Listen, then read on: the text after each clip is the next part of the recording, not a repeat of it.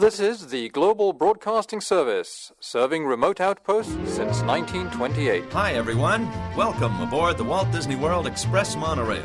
Caramba, we have something really big for you today. Welcome, foolish mortals. Now then, hang on to them hats and glasses, because this here's the wildest ride in the wilderness. This is the DBC Pod with Phil Schoen and Jason Dodge.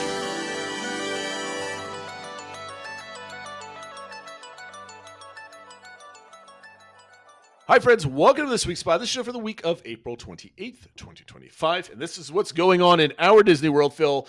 And I'm moving away from my microphone if you're watching. I'm sliding. There wasn't that much last week. There's some, like, we're going to pick up our DBC engagement. We're going to talk about our trip, which is literally next week, which is like freaking amazing. Kind of crazy, yeah. Yeah. So that's happening.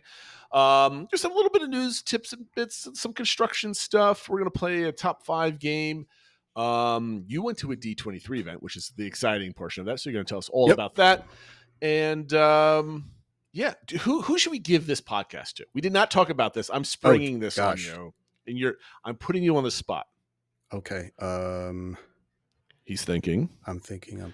He's thinking. This is terrible radio. And why don't we give it to let's give it to Matt Pato this time. Yes, he booked how about that? He booked his family's trip to Disneyland, so I know he's excited about that. And then we'll be seeing him in a week and stuff like that. Well, I didn't really care that he booked his trip to Disneyland, but I was going to give him props because he's the impetus for our trip in a week from exactly today. If you're as you're listening this, as we release it, the day we release it, 9 days from now. A week from today that you're listening to this. And we're going to talk about our trip also. So that being said, Phil, before we start, we remind everybody, if you're watching this on YouTube, please scroll down just a little bit and hit the thumbs up button and leave a comment. It could be a comment of just saying comment, or it could be a comment saying your sound sounds good this week. Yeah, we appreciated the people that did comment that said the sound was better. You. So we're good to know with it. Thank you. Yes, I did pay extra close attention. Apparently, I wasn't two weeks ago, so I'm sorry about that. Please remember, hop on Discord. There was a couple new folks on Discord over the last month, and they kind of come on. I think they kind of watch. There's at least, I think, 2 good questions, and you know what?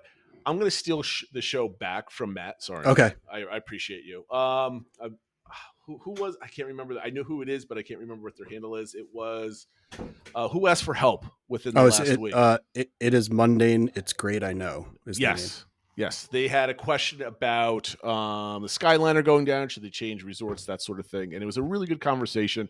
So that's it. That is a good use for Discord. If you're out there watching or listening, you have questions about your upcoming trip. Even if you think you're a WDW pro, a veteran, you know what you're doing. It's always good to run your ideas against the hive mind that is our Discord server, because we all have opinions. Yeah. They're never always right, but they are definitely opinions. And at least gives you a different way to look at things from different experiences and stuff, for sure.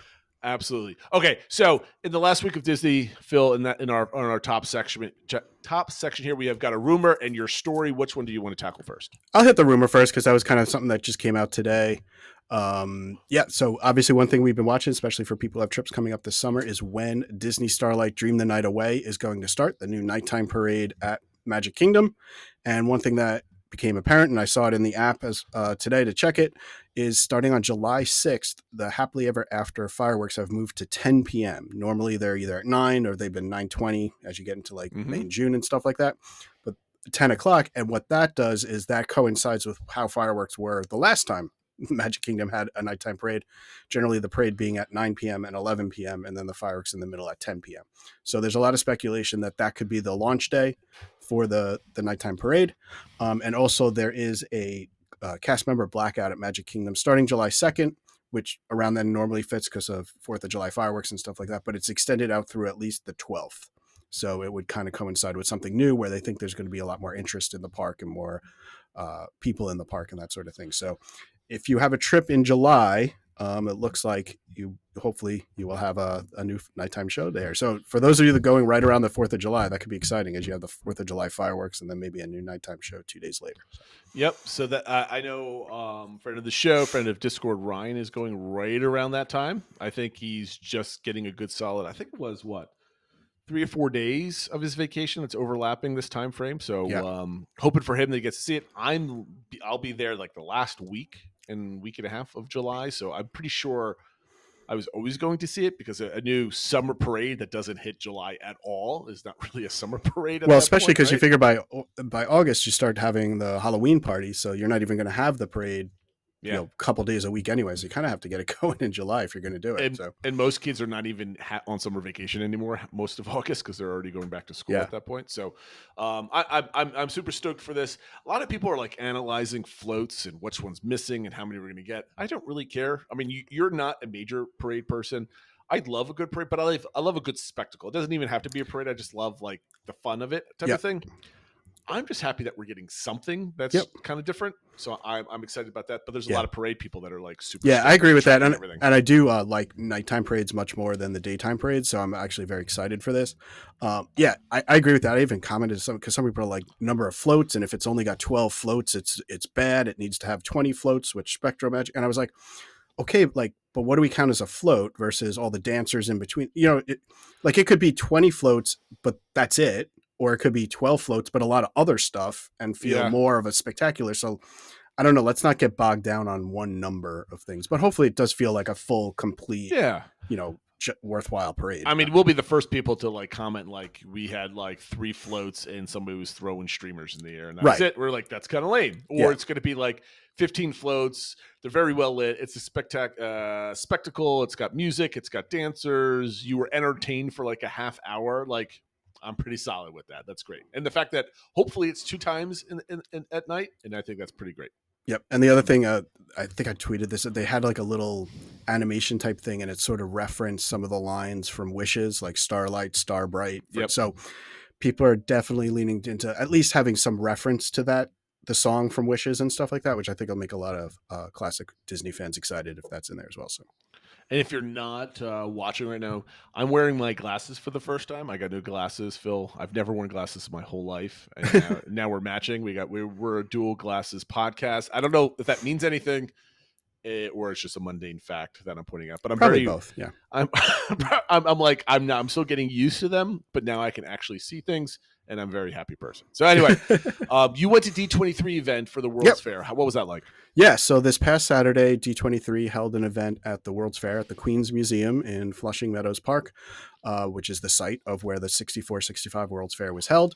For those of you familiar with New York, that's also where there's the big kind of sphere there and those 2 tall things that were referenced in the Men in Black movie as if they were actually spaceships that's standing on these pillars. It's right by where Citi Field is, where Shea Stadium was at the time. It's right by where the World Tennis Center is for the U.S. Open. But it's a big park and that sort of thing. And they have a lot of the elements that were at the World's Fair are still there.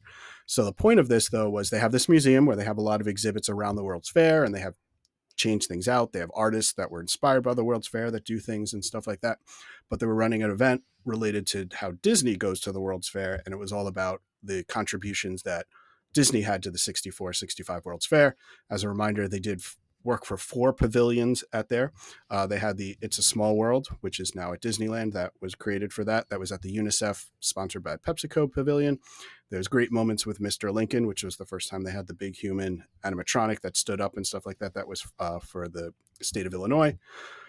Progress Land, which was with GE, but that's where Carousel of Progress was, which is now at Magic Kingdom in Florida. And then they also had the Ford Motor Company Magic Skyway. So those are the 4 pavilions that they contributed to. And it was kind of neat to see like everything about the World's Fair. They had tons of video from people attending the World's Fair. They had little models of like where all the pavilions were. So it was like, oh, that's where the Small World one was. That's where like Carousel of Progress was and stuff like that. So you got free reign of the museum to go around for that. And they had somebody who spoke a little bit about like kind of the things that Walt did and stuff. But one of the key things was we got to see a film at the end of it, which normally if you just go to the museum, they show like a trimmed down 15-minute version film. We got to see the full hour, which was put together in like 1964 by the Disney company to to show like all the contributions that were going on. Some of these you've definitely seen clips before. They had like some of the clips that you see outside of the Carousel of Progress when you're waiting to get in, where they show the guy in the like the electric suit that's kind of animating and you see the father moving the parts and stuff like that. But they showed a lot more from some of the other ones, like creating all the dinosaurs for the Magic Skyway and things like that. There was a lot about that. And then They showed It's a Small World, and they actually did like almost a whole ride through of It's a Small World. Really? With Walt narrating like, and now we're at this country, and now we're at this country, and now we're in the exotic Asia and things like that, and kind of like, oh, the wooden shoed children of Holland and things like that. So it was kind of, you went through the whole ride, and he was pointing out all the different countries and stuff like that. Huh? Why? I mean, like, why is this on Disney Plus? This should be on Disney Plus. Yeah, it really should. But one of the really cool things about it was they still had the commercials in it from 1964. Okay. And they were almost all from RCA or Kodak. And so they had RCA, and by the end of it, everyone in the room was saying what the tagline was, RCA, the most trusted name in electronics and things like that. And they had, this young couple that wanted to dance to the music, but their radio was out of batteries, and RCA has the best batteries and all those things. And they had one for a Kodak that had, from the 60s, Betty White was like hawking for Kodak and like on the photos and stuff like That's that. funny. So that was really cool. And they had other things from the World's Fair. One thing that stood out to me, RCA was obviously pushing all their television stuff and things. And a feature they had at the World's Fair was at the RCA pavilion. They had all television cameras, and there was closed circuitry throughout the World's Fair. So you could see what they were filming there on the TVs. One thing they did was, for any lost children, you would take the children to the RCA pavilion, and they would put them on television, and the parents could spot them on the TVs like around the park to know that like their lost child was found. And like, oh, so they showed this family like, oh, there's little Jimmy, and like, we got to go pick him up and stuff like that. How many children were lost? I know. At the World's Fair? I guess a lot. I don't know. It's really interesting. More of a thing back then, I guess. Yep. So that was really cool. Everyone attended, got a little gift. I'll try to hold it up to the camera so you can see. It's like a tumbler that has an image of the Tower of the Four Winds. That was designed by Raleigh Crump and was placed outside of the It's a Small World ride. Phil, you're going to have to show that in front of your mic, because if I cut it, it's like you showed it off to the side, which is going to be done right there. Perfect. Okay, now everyone can see it. All right. Now everybody on YouTube can see it. And I did also tweet it out, so if you follow us on Twitter, you can find it there too. So that was cool. I went with my oldest daughter. She's 16. She had a really good time. She got a kick out of it and likes doing stuff like that. So that was also just kind of a fun day out with my daughter. And the other kind of fun thing was I ran into Len Testa and his wife there. They were up to attend the event. I thought I saw him. I was like, Len? He's like, oh, like, and so I got to meet his wife for the first time. And I will say they staggered it. So there were 3 different time slots. I was at the later one. So he had already seen the film. I hadn't seen it. He mentioned there was a lot of footage in the film that he had never seen.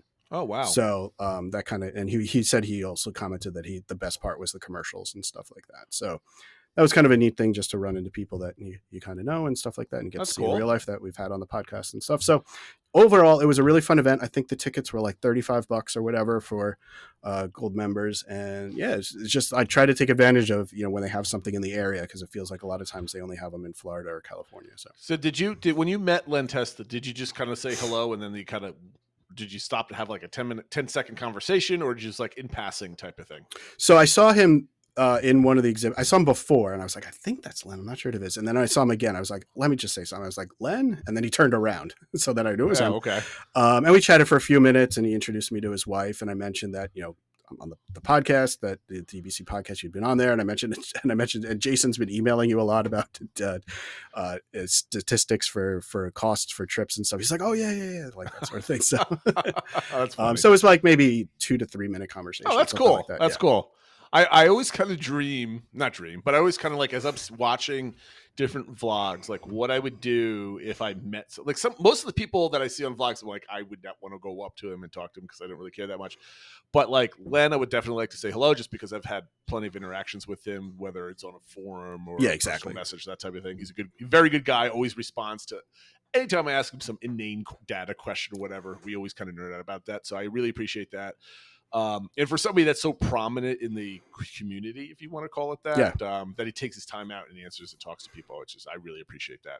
And the only other person I would love to be able to have, because we were watching, the kids and I were watching Blizzard Beach and Typhoon Lagoon like videos, because we're going to do like both of them when we go down on our trip. Yep. And we always liked watching Mammoth Club, because we love how they cut their videos. They're very good on camera. They're not awkward. They do a good job.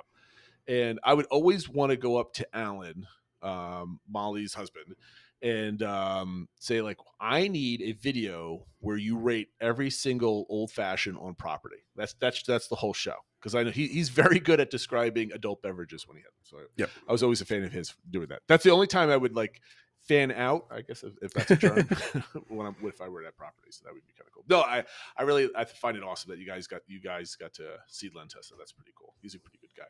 Yep. So anything else on the D23? I mean, I'm like, I listened to this and like, I really wish I was able to go, but that's like 5 hours away from me. So we were never able to do that. And I spent all weekend at a baseball tournament. So wasn't able to go. I think that covered it. It was you had about an hour or so to roam the museum and then the hour-long video and stuff like that. I will say they had a neat little cafe there where it wasn't just your regular food. They had like it was just like little snacks and stuff, but they were from like different countries.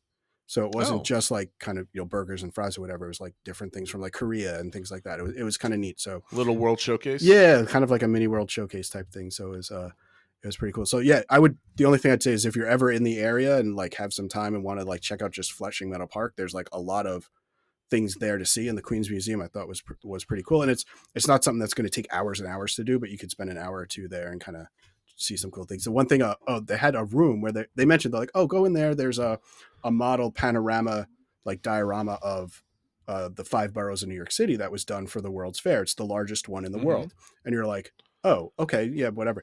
This thing is ginormous. It was like, there was over 183,000 little individual buildings on it. It was like, wow. It was done at 1 inch represented 100 feet. It was like the biggest like model to scale, huh? Yeah, it was ginormous. It was crazy. Huge. So I posted that's on Twitter, and I just put some things out on all the other, Facebook and Instagram and stuff like that too. So if you want to take a picture of that, but that was another thing it was kind of like, oh yeah, go in there. There's a big model. Like they kind of didn't until you went in there. It was like, oh my God, this thing's ginormous. But, and in case people don't know, what is our social media, Phil? Our social media, you can find us everywhere at the DBC Pod, whether it's Instagram, X, Facebook, Blue Sky, all that stuff. Very cool, very cool. Yeah, I'm kind of jealous. That's like one I love, like that old like historic type of stuff, and I'm kind of jealous that you went there. That's really cool. All right, kind of just not segueing to this at all. just right into it. Some construction updates. There isn't much, right? I think there was only two things for this week. The first one, Test Track has a bunch of the signage is up. I'm assuming it's like the Lightning Lane entrance and standby. That's what it looked like. Marquees. The 2 areas, yeah, for standby, probably single rider and Lightning Lane. Yep. If I recall, there's no text on any of it. It's just kind of like the background. So far, the lighting right now that at least I've seen over the last day or two. See, I didn't update the hotels because there isn't any. A lot of people were talking about like some of the elevation going on the Lakeside Lodge. We talked about that last week, so it's not much of an update. But the big one, you posted it in Discord. Drew the Disney Dude had a nice little 1 minute, 20-second video of him standing on some grass outside of Magic Kingdom. I know was it DC Baker on WDW Magic Forums took a bunch of pictures of construction starting in the laydown yards outside of Magic Kingdom. Yep. So if you follow us on Twitter or Blue Sky, I know I posted a whole bunch of stuff a couple months ago. A bunch of people posted things everywhere, right? I'm not the only one to do this. Obviously, there's a lot of other people that are doing that. And the laydown yards are basically 3 or 4 different areas outside of the Magic Kingdom on the western side that you'll be able to see if you're taking the monorail from the Grand Floridian over to the monorail station in the Magic Kingdom. And the laydown yard is basically going to be either a grassy area or a gravel area where you can put construction equipment, supplies, anything that you would need to kind of just stage for construction for the Cars Land and Villains Land. This is for both of those things. Also, there's going to be equipment and everything else for all the different waterways that they're going to rebuild for water management, which is a permit that got approved a bunch of months ago. Yep. So this is basically a staging area for all the stuff that's going to go on that area at the Magic Kingdom and beyond. And frankly, all it was a picture of like 2 like construction pieces of equipment, like 2 caterpillars like just sitting there parked, right?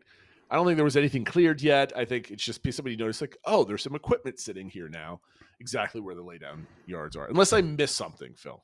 Yeah, I don't know. I mean, Drew's at some flat area and stuff like that, so I don't know if they've done. But some it's already work flat though. Yeah, so I don't know exactly how much they've done, but he said early construction is underway on the gravel laydown yard, so maybe they saw some gravel and stuff over there. But it's maybe. I don't know, but it's early signs of work actually. But it's starting. Yeah, it's starting. So I mean, I think we've been saying this for like over a year since this has been announced, and the permits for the water management system have been announced. That Cars Land in the taking down of Tom Sawyer Island and the riverboat will not happen until a lot of this other stuff kind of starts, right? This is the very beginning. So I suspect that as the construction goes on here and they kind of get a sense of what they're working with, then probably a month or two after that, we'll start getting announcements for the closure of Tom Sawyer Island and the riverboat. Because it's not going to be like, oh, Muppets is closing. Oh, Muppets is closing 2 months from now. And that type of thing. I think they're going to give plenty of people time to experience Rivers of America and all the stuff that's along with it for a good amount of time. I don't think it's going to be like, we're closing in 3 months. Come down now while you have a chance type of thing. I think it's going to be like a 6 to 8 months before at least, it's closed down. Anyway, that's the big announcement for the week, I guess, is like there's like a lot of people are like, I hope it gets canceled. Is this going to get canceled? What about tariffs? What about the economy? I'm like, nope, dirt is going to start moving. All this stuff is going. It's happening. Everybody that thinks that the riverboat's going to be saved and all the other stuff. It's definitely not occurring. So I'm excited, frankly, only because I love watching what other people think is going to be better than what's there. Because what's there is already, a lot of people love the scenery. I personally think it's a lot of wasted space. I'm one of those which I wish they could have saved part of it, but I understand why they can't. I accept it. I move on. And I'm just looking forward to getting away from the Epic Universe constant like aerial pictures and getting back onto the Disney stuff. As much as I can't wait to go to Epic Universe, I'm still like a huge Disney fan at heart. Right. So I'm looking for progress on that part. So if you haven't seen it, the pictures are on WDW Magic forums, Blog Mickey, the WDW Magic news page. Like it's all over the place. Like, you can't miss it. Find wherever you like your news coming from. Of course, we are a YouTube video and we are not showing the pictures on our channel. So sorry about that, but go somewhere and find it. They're not exciting. It's just two pieces of construction equipment sitting in long grass. Yep. I will give a Blog Mickey credit for coming up with a good name. They posted it, and they're calling the area where Cars Land is going to go, they're calling it Front Tire Land, which I thought was pretty I like that. So. I hope that sticks because I think that's kind of funny. Yeah. Okay, so we're moving on here. Did I just delete our social media accounts on here? I did, there you go. I put it back. Undo. All right, so main section here. I wasn't really sure what we should talk here. This was blank until I got to the notes today. So I have two things I want to talk about. One, I think this is going to be quick. I want to talk about our upcoming trip. Again, like we mentioned at the top of the show, this is happening 1 week from today. We are recording this on Sunday, of course, so it's 9 days from today. But as you're listening to this, I will be traveling for work. Phil will be at home managing all of our Lightning Lane multi-passes. Yep. And we will also be mocking Matt, who is not staying on property. He is the madman that is flying down in the morning and flying back late at night. Phil and I have 3 kids, and therefore we will take any night away that we possibly can, much to the chagrin of our spouses. However, we will be booking that. So what was our main plan, Phil? We're going to talk about our trip. What do we want to do in a couple of days as we start kind of planning this stuff? Yeah. So I think the main plan was, obviously it was just, this was sort of Matt's brainchild. And when he floated out there, we figured we could join him and that sort of thing. So I think the main thing is just to get together and hang out. I don't think all 3 of us have ever been in the same place at the same time, or at least not gotten together. We have. Yeah. But not in the same like eyesight of each other. Right. We were all on property. I think this was 3 years ago. I think it was in 22. Yeah. He was just leaving, and I saw him at Splash. And like the day before, the day after, I saw you online at Peter Pan and Tom Sawyer's Island. We were all on property. I think like we were just not touring the park at the same. But it'll definitely be the first time we're all hanging out together and that sort of thing. Not distracted by our families. Yeah, so that should be fun.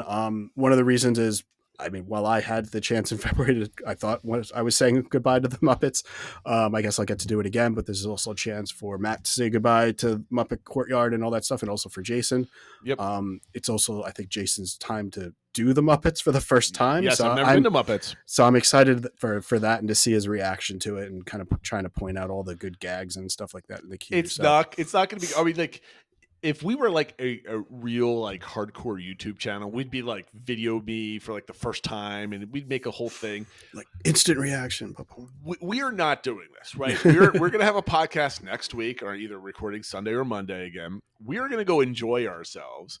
We will not be taping or recording any kind of special stuff because we do not want to bring down recording equipment, computers. We're very lightweight. We're like one backpack and that's it, right? Type of thing. So if we were like a hardcore YouTube channel, we'd be doing all this other content and all this stuff. But like you mentioned, we just want to go and have some beers and eat some Mama Melrose and Pizza Rizzo and see the Muppets and have a good time, right? Yep. Like it's just like a quick little trip to one day at Hollywood Studios. Yep.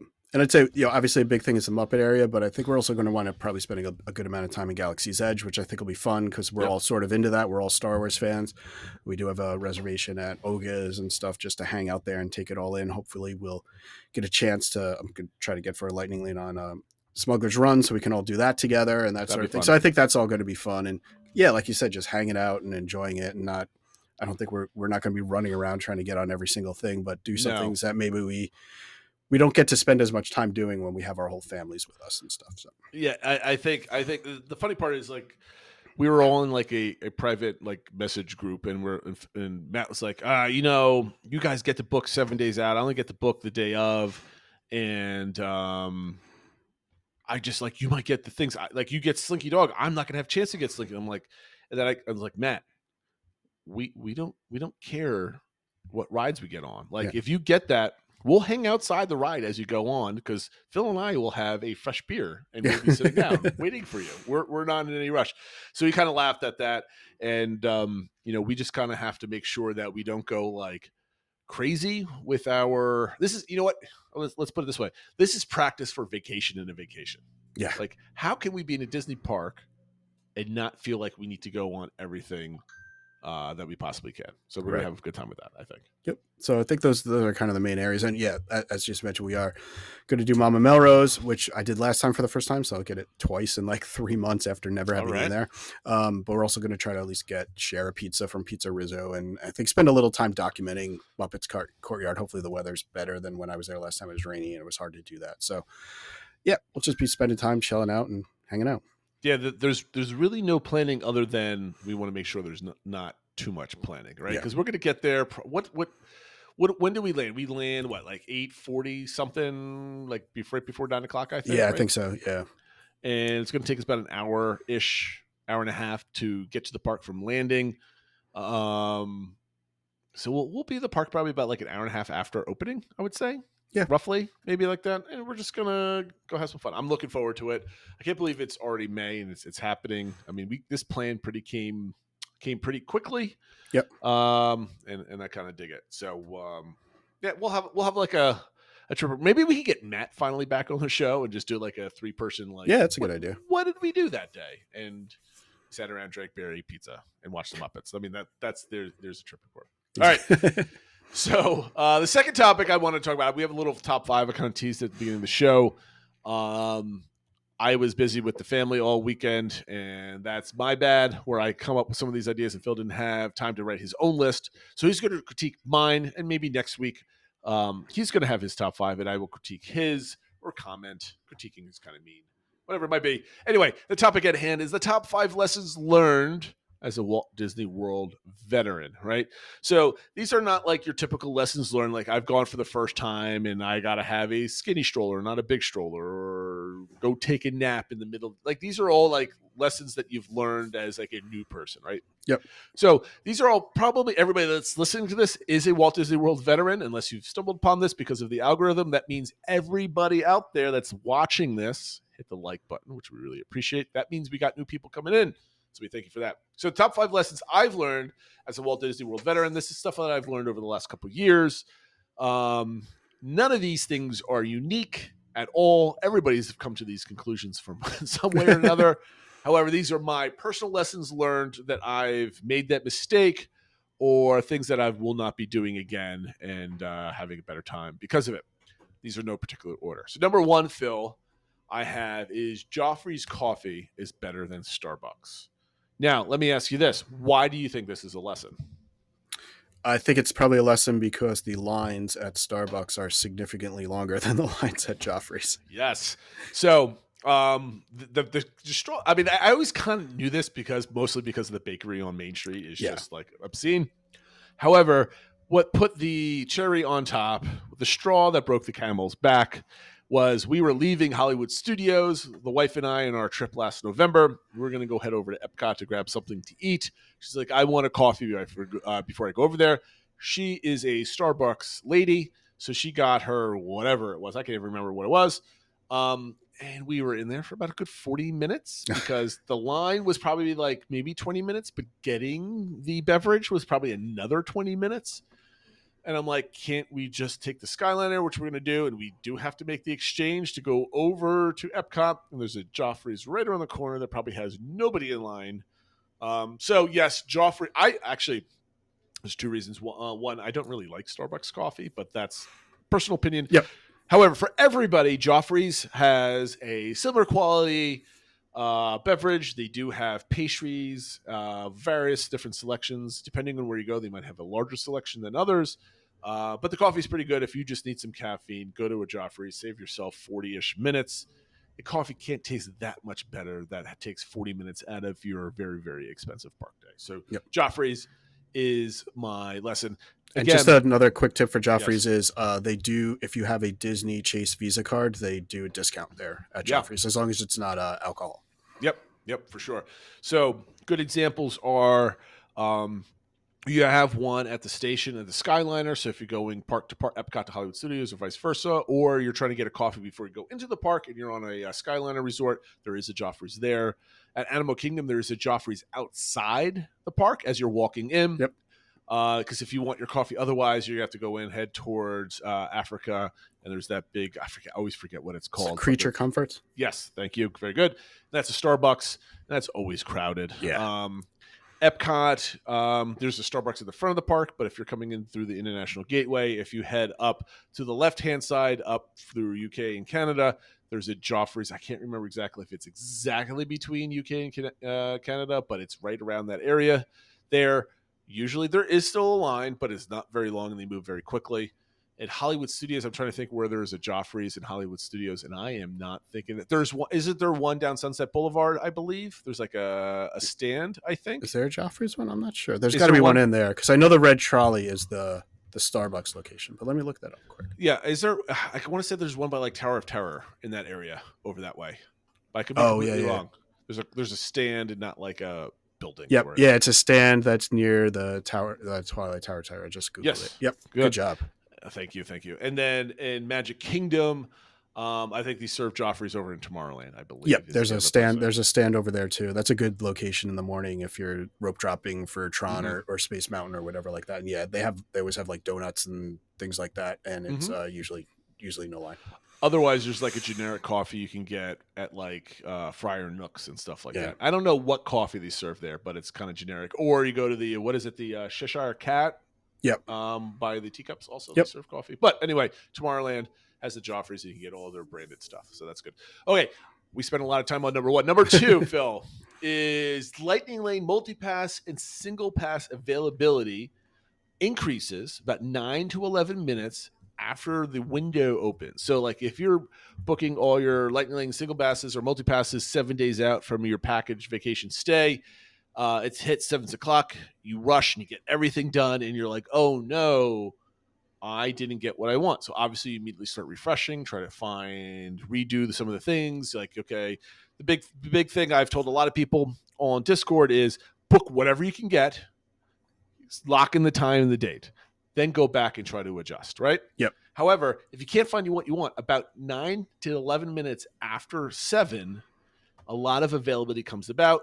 I think you mentioned this a couple weeks ago, but because of the software, it's like a checkout system for a lot of people. It kind of holds it for that time, but if you don't fully commit to it, it re-releases them or whatever, but it kind of takes that 10 minutes to re-release. Right. So like, for example, somebody that says, okay, I want to buy the multi-pass for 6 days from now, or excuse me, no, like 10 days from now, like day 2 or day 3 in my park stay, and I book all these premier tier 1 attractions, the really popular tier 2 attractions, and I'm like, oh, I really don't want to spend this money. Maybe you put your phone down, right? Those attractions are now saved for that person because they booked them.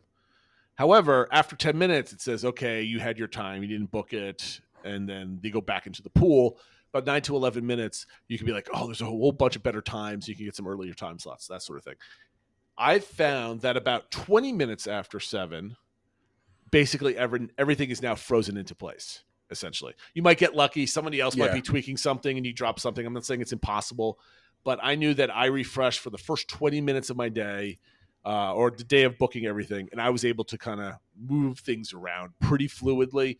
And after 20 minutes, everything was kind of like static at that point.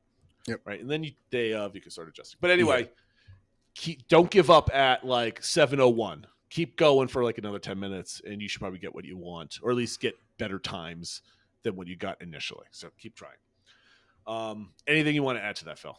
No, I think you just mentioned it too. The day of that, other stuff comes available and stuff too. So if you don't get the exact ride you want or the exact time you want, don't give up hope. You can try to tweak things the morning of as well.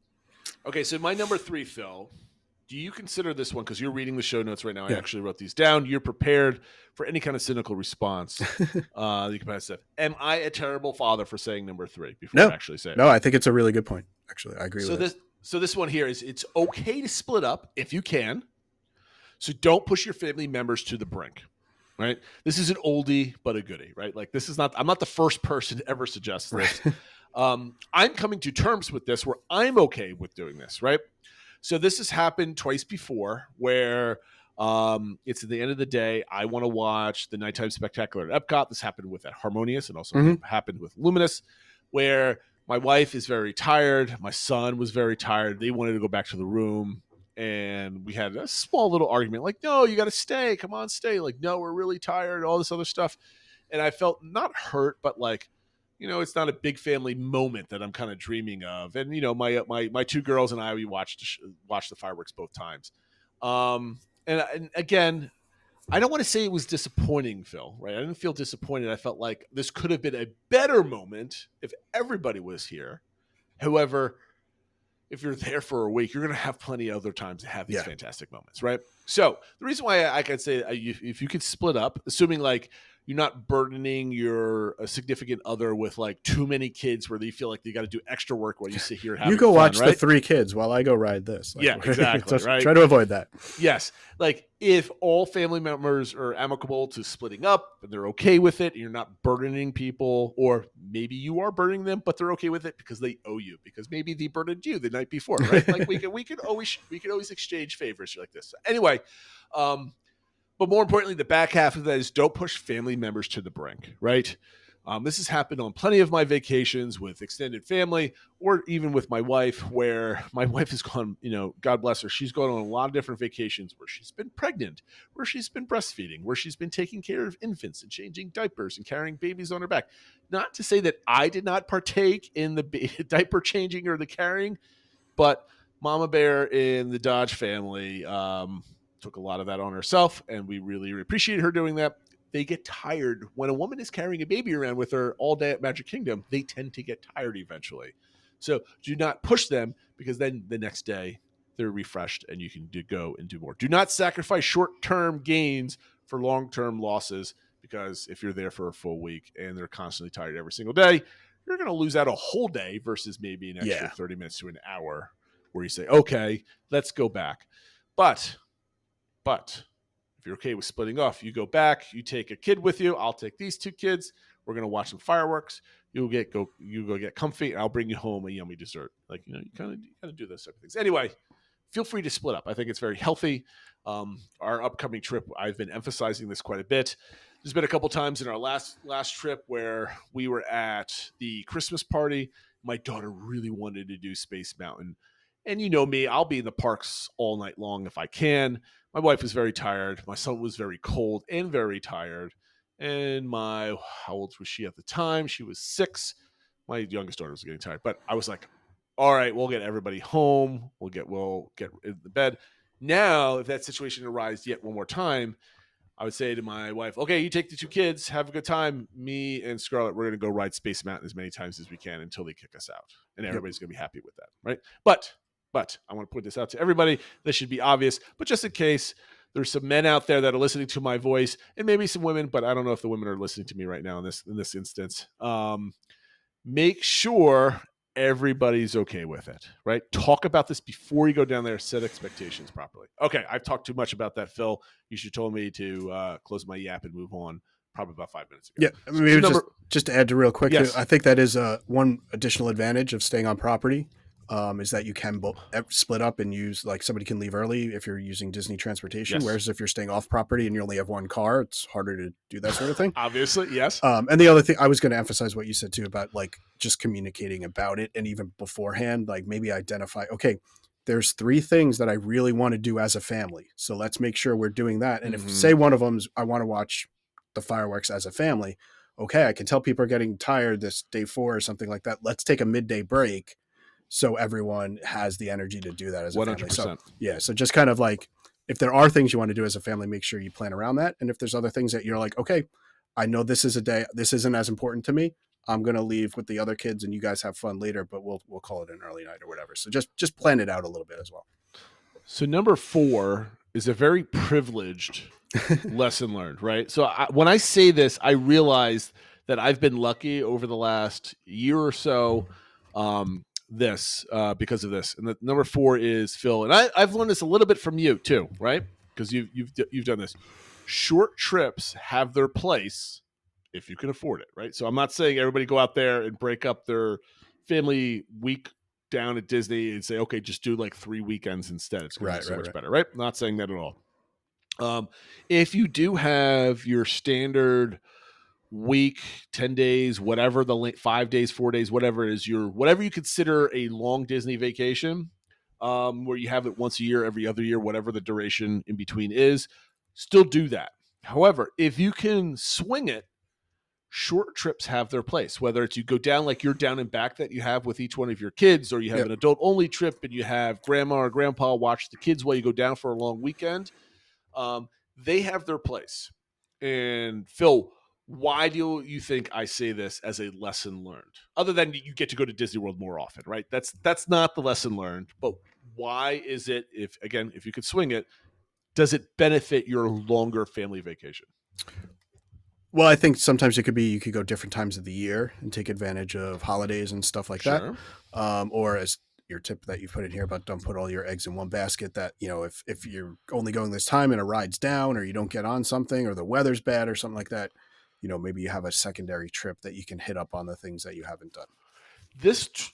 You have it about 70%. That last point is what I was kind of getting at this. So if you go down once a year, once every other year or whatever, when we go down in July, my kids have not been there for a little over a year and a half. And I have gone down with our upcoming trip next week. I will have been down twice in the time that we went down as a family. And it allows you to have a vacation in the vacation, right? You and I are the planners. We dictate where we go, when we go, how long we go. We heavily influence how hard or how easy we take the vacation. Sure. And a lot of the times, my kids are more than happy to skip some rides to do other things. There's always a story where I want to spend 6 hours in this really cool pool. We don't need to go to Magic Kingdom. And you're like, what's going on? I could have just brought you to Pool Inn, a Holiday Inn back at home and saved a lot of money type of thing, right? Right. So whether those short trips with your family or with you and a significant other only or whatever it might be, you can knock off some of your personal favorites like either Pirates or Haunted Mansion or a particular snack or a meal or whatever it might be, where now when you go down, you don't have to be cramming all those little tiny things in and you have more time to breathe on your vacation, right? So you can cross some of the things that are just kind of things that you like and then maybe not the rest of the family likes. You could do things like you could say like, okay, well, we missed Space Mountain this time, but maybe we'll do like a little fun family weekend getaway like you did back in February and get on Space Mountain or get on, whatever attraction it might be. And you don't feel pressured to stay in the park an extra 2 hours, or you don't feel pressured or feel sad that you missed it because you don't know when the next time you're getting to Disney World. So maybe if you were to do, I'm giving an example, like my upcoming vacation is a big one, right? I don't know if we'll ever do something this big again. It's 9 days or 9 nights and 10 days. Maybe I don't, next time we think about doing that, maybe we only do 5 nights, 6 days, but like, okay, we'll plan like a long weekend getaway 6 months after that. And we kind of build up that cadence and split up some of those costs that way. I don't know. To me, it makes more, to me mentally, I think it makes it a much more relaxing vacation. You're not trying to make sure you do everything. Yeah. Number 5 for me, lesson learned is single day park tickets are very, very expensive. And the only reason why I'm bringing this up is because I had to buy a single day ticket for next week, and holy cow, it is pricey. Yep. And I knew it was going to be expensive, but it's even more expensive than I realized.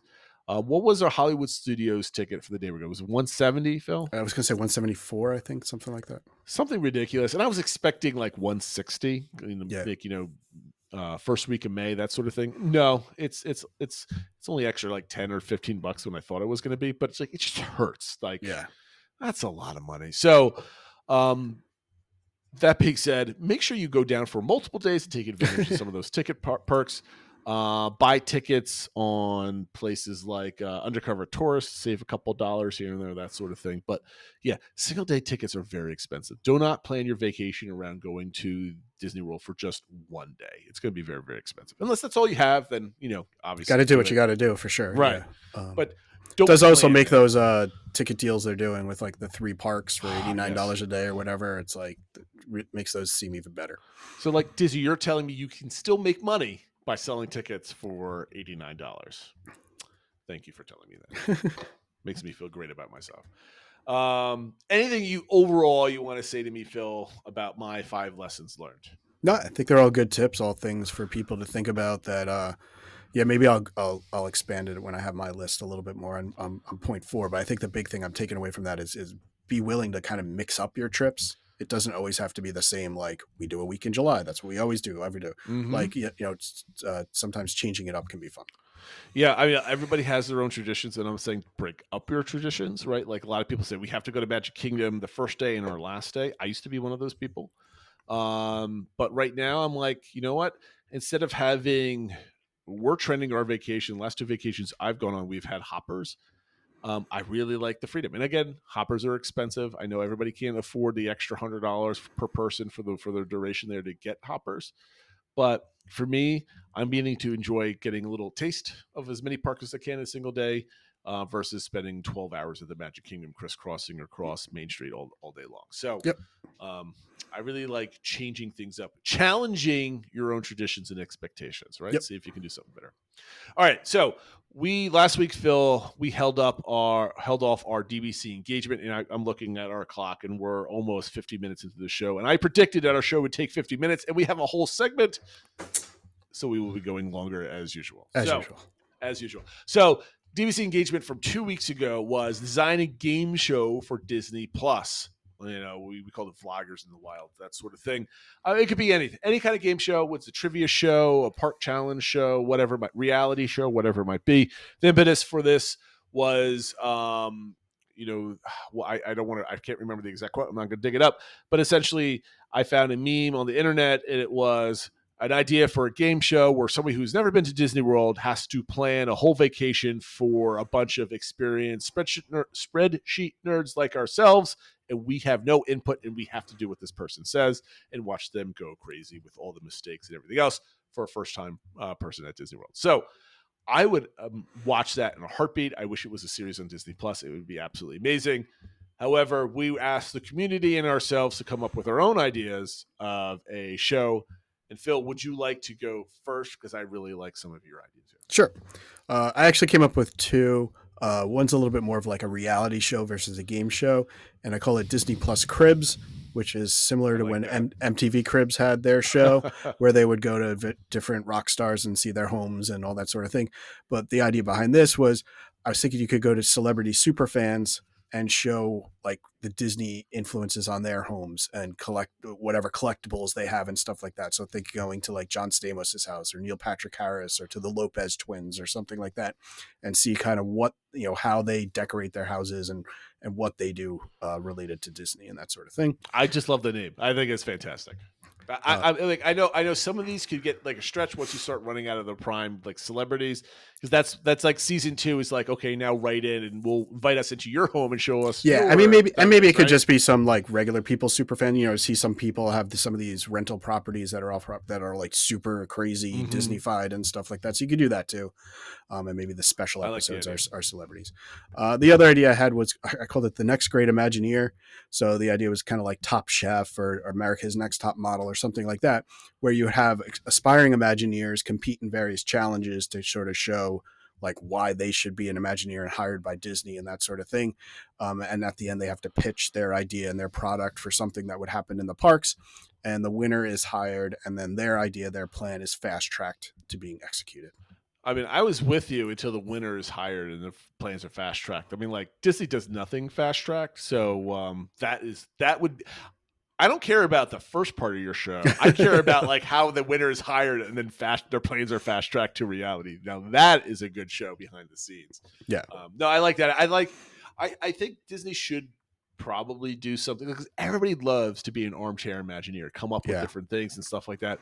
What I would love, I'm going to take a spin on your show instead of it being very, very happy and celebratory of people's great ideas.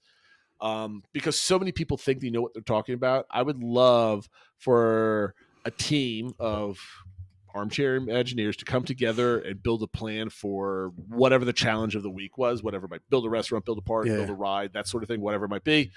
And they have 2 teams compete, but then a real Imagineer comes in and like just douses the whole thing and like, this wouldn't work because you didn't consider this, where are your bathrooms, this sort of thing. And like, build appreciation for what Imagineers really do, like how difficult it is to do a lot of these things. You just can't like wish cast like, oh, this looks terrible because this is here. I'm like, well, did you think through all these different things that Imagineers always have to think through before they get to the fun stuff? And I think what that would show was like, or because Disney always does positive things on it, they have this idea, but then Imagineer takes it and gets it to the proper level where they start considering like, okay, well, you didn't consider the bathrooms. Where would you like to put the bathrooms? And they work together to kind of bring their idea from like infancy to like professional grade, I guess. And that's definitely what I thought with my idea at the end. It wouldn't just be like whatever they come up with as is would get done, but it'd be like, okay, we're going to take your idea as inspiration, and then like, here's all the like things you didn't consider or something like that. But I like your idea, the negative take of it too, where they just go through everyone out there who has all their like save the rivers of America. Like, here's how they should do it, where they could keep the rivers, and have some people say, well, here's all the reasons this won't work. Yes. I mean, now you're bringing it up. I just like the Rivers America thing. I think it was Eddie Soto on Twitter. It's like, you just build a tunnel and you can get over there. I'm like, do you know how hard it is to build a tunnel that goes like 100 feet? Like making it ADA compliant and being able to go all the way down underneath and go back all the way up. It's like, it just wouldn't work. And it's just a stupid idea. Like, it would flood. It would have all these problems. It'd be slippery. You want to put an elevator in the middle of Frontierland and then another one over. Like, what are we doing here? Anyway. My idea, Phil, is I love family competition type shows, but I know Disney has done these before where they have like, I think it was like teenagers or young adults, like they would have like a scavenger hunt and they would have to run over the parks and find different things. To me, that was never interesting because they're doing it at like 2:00 in the morning and like the parks are empty and they look very pretty, but it's not realistic. Like, you put me alone in a park, I can run from like France to like, Spaceship Earth and have a race or something else like that. I want to see the chaos of the parks. I want to see the things like, they should have gone this way because the traffic is this way and like whatever. Like, you want to see things that you would have to deal with if you were doing that challenge. So my idea is like, you have 2 families on vacation or picked at random, and they're given an itinerary and a camera to try to get everything done in one day. The itineraries are voted by the fans on social media. There aren't races, so there's no need to like race through the parks and cause seats. Because like, if you put somebody that's like, you got to do this before a certain deadline, they're going to be running through the parks. They're going to be disruptive, and then people are going to be whatever. So I don't think it'd be like two families at the same day. They're given a challenge. It's like, if you can get this done by the end of the day, you get a free dinner at Chef Mickey's or something else like that, right? Yeah. So you give a family, you give them an itinerary, and then you give them a camera and say, you need to videotape everything. And then they go through the parks and they videotape their family and they give them like a phone or a camera or something else like that. And I don't know how terrible this would be for like editors to kind of get things done by somebody that's filming stuff. So you can't do like an official thing, because once you start putting a crew of people with cameras, it's going to be disruptive to park operations. It's not going to be fair to a lot of people that are waiting in Haunted Mansion as like a camera crew's waiting in line with you type of thing. Yeah. But I think it could be something like how they do with some of like the survival shows where people set up their own cameras and take their own selfies. Plenty of people take selfies and like TikTok videos of themselves.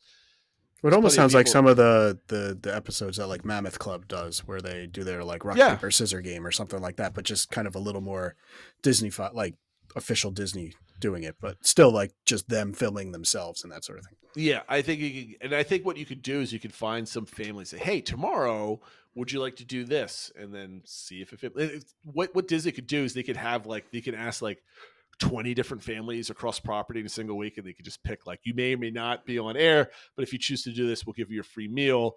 But then they pick like the two families that like filmed enough and it was good enough. Yeah.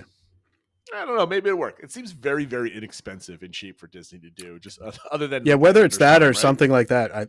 Something along those lines I think would be good, and they should have more of this content on Disney Plus. Like you said, it should be relatively cheap. Like there should be like a park icon, like you have Star Wars and Marvel and Disney and whatever, all the different properties. When you first load Disney Plus, one of them should be like parks and experiences or whatever you want to call it. There needs to be more park content. There's only like, I don't know how many millions of people go every single year. Really. There should be some content about it, right? Which is surprising, because all that content lives on YouTube that's not in control of Disney. You'd think that Disney would love to have really inexpensive, cheap content that millions of people watch every single day on YouTube, but with their name on it. Anyway, let's get to the community fill. Would you like to read through some of these, or do you want to take turns? How do you want to do it? I'll do the first one, and then you can pick up after that. So, Mama 6 said that she would like to see a Disney Cruise Line amazing race type competition. So you'd have teams of competitors that board a Disney cruise and participate in challenges at each of the ports, which could also include Disney's private islands. So a great way to get to know the different parts of the world, not just the Caribbean. So they could go to the UK or Scandinavia, Mediterranean, all the different areas that Disney Cruise Line goes, and maybe even do the ABD River cruises. But the idea is that you have to return to the ship at night after each port challenge and must complete tasks on board the ship as well. And could be hosted by a Disney legend or something like that. So it feels like similar to kind of what you were saying, like in the Disney parks, just using the cruise line as a way to do it at different locations as well, not just in the Disney park. So a challenge when they go to, the private island, or when they stop at in Mexico or whatever it is. So similar things like that. Yep. TL Madden also felt similarly to me, where he liked a lot of the fake reality shows that Disney Channel teen celebrities ran around and do challenges, but he felt it. He said it felt fake, which I agreed. He would like an Amazing Race style thing, where I disagreed just because it's too much of a production. I don't think they could ever do it in a live thing, like I just said. But for him to make it feel real, it has to be real families competing for some real prizes. Perhaps each family is playing for a Make-A-Wish kid that they may know personally, or maybe even be in their family, and get them a wish trip to Walt Disney World. But here's a twist. At the end of the show, all the Make-A-Wish kids are being fought for, get the trip, and for the show's finale, and then the winning family gets a surprise gift for themselves, like a huge Disney cruise or something else like that. I love the idea of tying in charities and stuff like that. You just have to be real careful that you're not like putting, Make-A-Wish kiddos like as like a prize or an object of something. Like, you got to do it tastefully. But I really like the idea of building awareness for Make-A-Wish. And I was going to say, if this was somehow to build awareness for that and get people to compete for getting money for there, or for Give Kids the World or whatever, something like that, I think it'd be. I kind of know what he's trying to say, but I can't imagine looking at that and be like, are they really not going to give the trip to some of these kids? Yeah, right? I think I don't think I don't think the kids should be part of the show. I think it'd all be families competing to earn the most amount of money for Make-A-Wish. Something like that, yeah. And then it's given, and then like the kids can remain anonymous and have a good time with their own families, that Yep. sort of things. But I love the idea of tying the charity. All right, you got the next one. Yeah, so Josie said, I'd love to see a family double dare type show that you could play it in front of the castle, have physical challenges around the park. So obviously you have to bring back Mark Summers to do it. And then the winners would get the rest of their stay at like a DVC family suite and signature table services. So that's something seems a little similar like yours, where you just grab some families that are already down there. And It's like, hey, let's have you and you compete in these competitions, and you get a prize if you win or whatever like that. So it's not even a whole day thing. It's just not necessarily a scavenger hunt type thing around the park or itinerary based. Just have to do some fun kind of Disney physical challenge type things, and the winners get a little prize. See, I love the idea of setting up spontaneous like areas, not like have a show building where the show goes on, right? Yeah. But award families like upgrading their resort for the rest of their stay or something else, like some pixie dust stuff that we all dream about, and give that to the family for doing something. But it's got to be like a fun production, but it can't be like, all right, now it's going to be in, I don't know, one of the stage show locations in Hollywood studios. They do like three a day type of thing. Like it's got to be like the setup. It's like a little pop up and it's a thing and everybody has a good time type of thing. Yep. Last one is from Wheezy. It says Disney Park hyper planners like all of us head off for a week to see who can tour the parks the quickest. Have a list of things that you must do to first complete wins. 8-person bracket style. I think he was just getting done with a bracket on some social media group where he was like, doing all the different attractions. So I think he was influenced by that. But an 8-person bracket style where the winner faces off against Len Testa for a chance to win a free DVC contract or some other kind of prize. Essentially, all the hyper planners getting together, trying to do the best of the best, and then go up against Len Testa, who knows the parks like the back of his hand with math. Right. So I think that'd be a lot of fun. And, I personally like the idea to kind of take, what was it, TL Madden that mentioned The Amazing Race? Yeah. I love watching some of those videos where people try to do every single attraction in the parks in one day and kind of talking about the logistics of that. I wouldn't mind like a reality show where they take like two families or two partners or whoever the groups is that are like, okay, we're going to do the challenge of doing every single ride in a single day, and watch them like prep for the thing, like the first 2 episodes of all their prep and study and all this other stuff. Then episodes 3, 4, and 5, or however many it is, they execute that. Maybe each episode is a park as they do things. I don't know how it works. And then the last one is like they complete it, and then like the interview at the end, that sort of thing. I think that would be cool because then you can follow a family around. You can prep them on how to hold the cameras and stuff like that, and that'd be a fun show. I mean, and then at the very end, you challenge some professional vloggers to it. Maybe there's like I hate to say it, but like Celebrity Apprentice versus Apprentice type of thing. Like now you start putting famous people in there. See if they could do it like spreadsheet warriors like ourselves kind of do things like that. So I kind of like that idea. I really like those ideas. The only reason I was trying to avoid this is I don't think Disney would want anything on there that shows how complicated it is to like do this. They don't want it to be like, oh, wow, look, they were able to do every ride, but it took them planning and spreadsheeting and this and strategizing and stuff like that. Like, I don't know. I just wonder if Disney would want to avoid that. I mean, I think Disney could say, like, we've got 4 parks and 40 plus attractions, and they all managed to do it all in one day. Like, I think no normal family would think that they could do every single attraction at Walt Disney World in one single day. I think I think everybody can admit that that's a pretty big. I guess if it's some like challenge like that, but that's why the other ones where it's like, well, you got to plan out the best itinerary and stuff. Like I think Disney wants people to think a regular itinerary is easy to do. Yes. But yeah, I guess if it's a challenge like what, it's got to be difficult, right? Like it's got to be like you have 8 teams. Like I'm assuming a team of 2 people, right, or 2 or 3 people. Yeah, and they could probably even word it like what your family accomplishes is in a week. These couples are going to do in a day or something like that. Like exactly right, and then like. You could like truly something that's incredibly difficult, like be able to go on every single ride in Magic Kingdom in like 4 hours or something. I don't even know if that's possible, but like things like that seem impossible, but professionals were able to do it in time.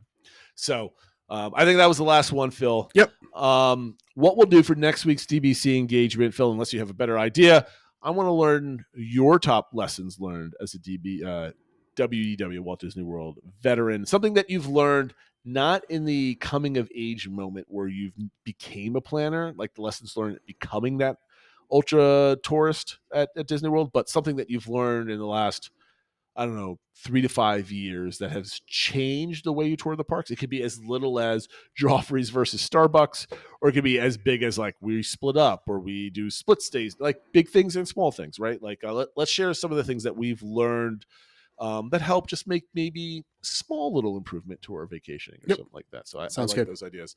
Next week, we're going to have probably a quick show again on Sunday. So we used to do a live show, but our schedules are just been crazy for this springtime and stuff. So if we ever think our schedules will get more on track, we'll try to do some live shows again. I think because we need consistency, we need expectations for people to show up. Because if we just say, "Oh, we're doing it again," everybody's like, "I never really turned on. I'm not planning for it." But we'll wait till tomorrow until it's processed and get the whole show. Yep. That being said, Phil, anything else that I forgot that we need to bring up? I think we're all good. All right, guys. Thank you for watching and listening, friends. And we'll catch you next week. Take care, everyone.